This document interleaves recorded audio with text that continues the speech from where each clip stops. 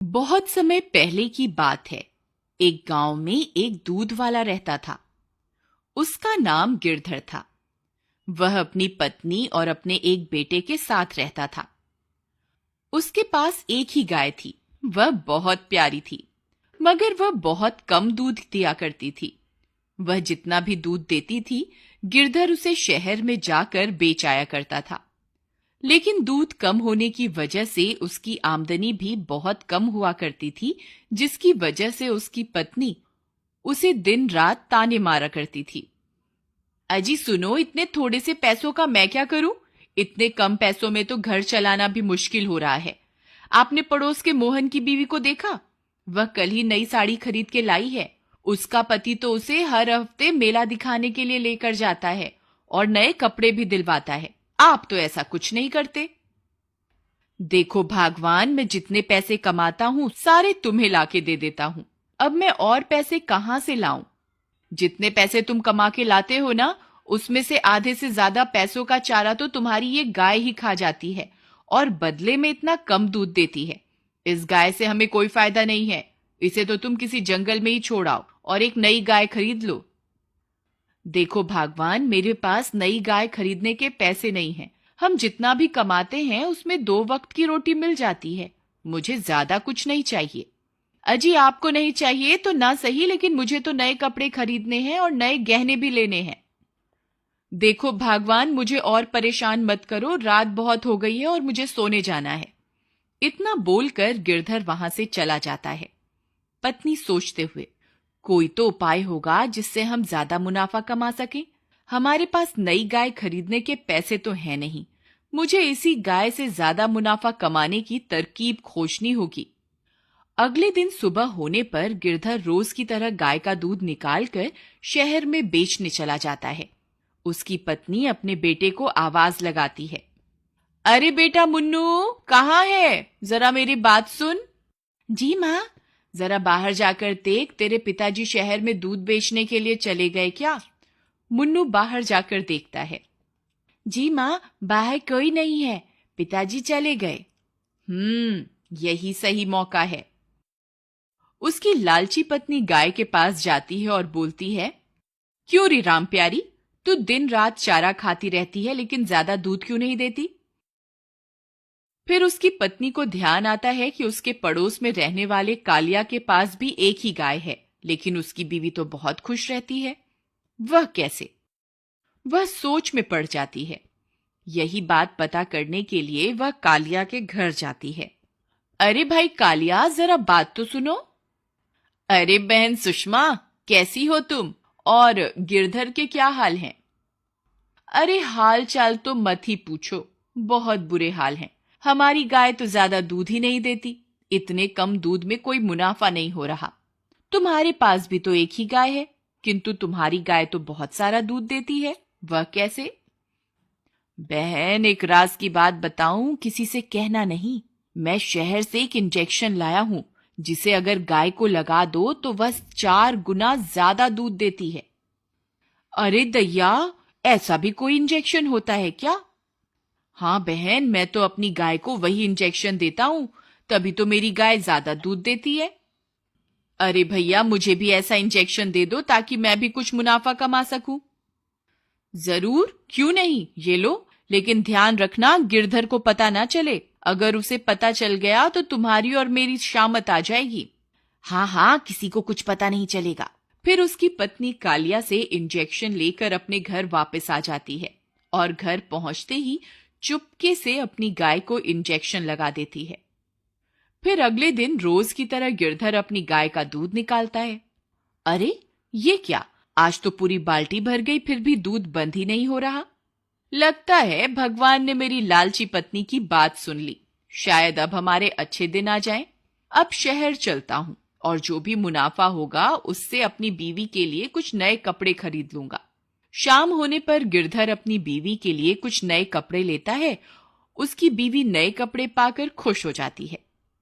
कुछ दिनों तक ऐसा ही चलता रहा। गिरधर की लालची पत्नी रोज अपनी गाय को इंजेक्शन लगा देती और गाय ज्यादा दूध देने लगती और गिरधर शहर जाकर दूध बेचता और जो भी मुनाफा होता वह सारा का सारा अपनी बीवी को दे देता। फिर एक दिन गिरधर की पत्नी रोज की तरह गाय को इंजेक्शन लगाने जाती है। गाय भी समझ चुकी थी कि ये लालची औरत उसे इंजेक्शन लगाने आ रही है। जैसे ही सुषमा उसे इंजेक्शन लगाती है, गाय छटपटाने लगती है। सुषमा, अरे आज क्या हो गया तुझे? इतना क्यों छटपटा रही है? एक जगह ठहर तो सही, रुक जा, इंजेक्शन तो लगाने दे। लेकिन गाय बहुत ज्यादा छटपटाती है और उसे इंजेक्शन नहीं लगाने देती। अरे बेटा मुन्नू, जरा मेरी बात तो सुन। जी माँ। मुन्नू बेटा, हमारी गाय की तबीयत थोड़ी खराब हो गई है, इसलिए मुझे इसे इंजेक्शन देना होगा। जरा तू इसे पकड़ के रख ताकि मैं इसे इंजेक्शन लगा सकूं। जी माँ, मैं अभी पकड़ता हूँ।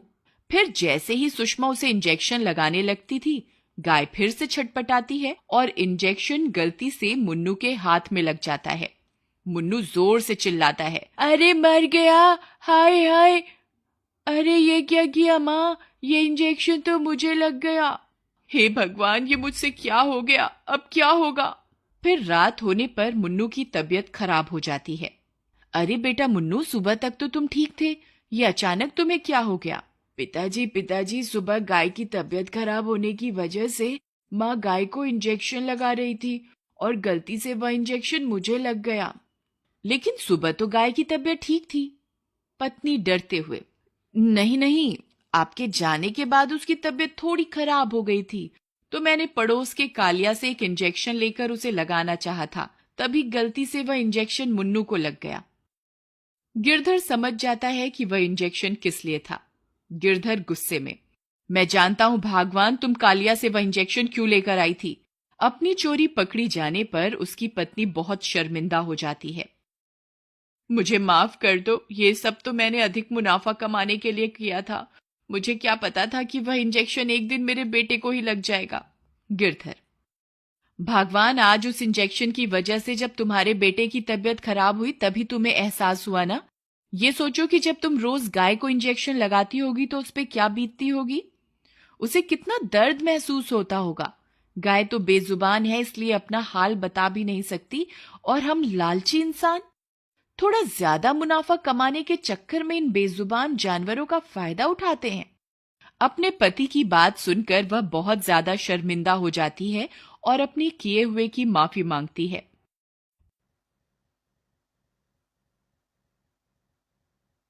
फिर वह गाय के पास जाती है और उससे भी माफी मांगती है, और गाय भी उसे मुस्कुराकर माफ कर देती है। फिर वह उसी दिन से अपनी गाय की बहुत सेवा करती है, और उसी गाय का दूध पी पी कर उसका बेटा भी कुछ ही दिनों में ठीक हो जाता है, और वह सब कम मुनाफे में भी खुश रहने लगते हैं। मॉरल, अगर इंसान ज्यादा मुनाफा कमाने के चक्कर में अक्सर इंसान ज्यादा मुनाफा कमाने के चक्कर में बेजुबान जानवरों का फायदा उठाते हैं, और बेचारे जानवर बेजुबान होने की वजह से कुछ बोल भी नहीं पाते, और हम इंसानों का जुल्म चुपचाप सहते रहते हैं। अक्सर आपने देखा होगा, सड़क पर गाय लावारिस हालत में घूमती रहती है और पॉलीथीन खाने की वजह से दम भी तोड़ देती है। हमें पॉलीथीन का इस्तेमाल भी कम से कम करना चाहिए, और अगर आपको कोई गाय पॉलीथीन खाते हुए दिखाई दे तो उसे रोकना चाहिए। क्या पता आपके इस कदम से किसी बेजुबान की जान बच जाए। अक्सर चुनौतियों से, संघर्षों से हम डरते हैं, लेकिन संघर्ष ही तो हैं जो हमें और अधिक मजबूत करते हैं और जिंदगी की कठिनाइयों से लड़ने की हिम्मत देते हैं और हमें सक्षम बनाते हैं, कुछ भी कर पाने के और कुछ भी कर गुजरने के। इसलिए जिंदगी में कभी भी कोई चुनौती आई तो उसे घबराइए मत, बल्कि हंसकर उसका सामना कीजिए। ये कहानी कहीं ना कहीं अगर आपके दिल को छुए तो प्लीज लाइक जरूर कीजिएगा। Humanity should be our race, love should be our religion. Thanks for watching.